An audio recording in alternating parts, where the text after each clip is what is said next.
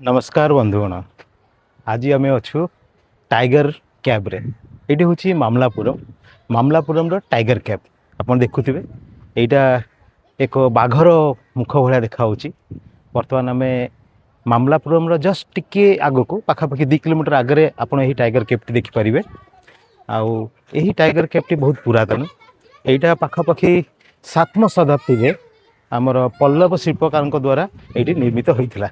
आप देखिपे यार मुखटी पाए पाखापाखि टाइगर भाया गोटे पथर एवं यह बहुत पुरातन कारुकार्य पल्लव शिल्पकार द्वारा यह यही जगटी एक्चुअली एक खोला मंच भाव में व्यवहृत होता।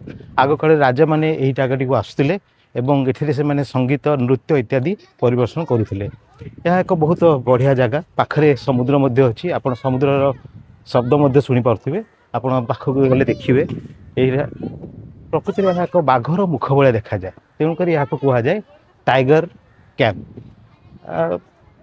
यह बहुत प्राचीन एवं ये राजा मैंने आगु आसिक संगीत महोत्सव इत्यादि रंगमंच मान ये करुले।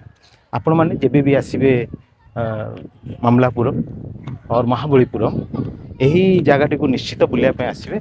कारण मामलापुरम रे पत्थर कहे इतिहास। एति कही मु रखुची मोर वक्तव्यटी। नमस्कार बंधुगण।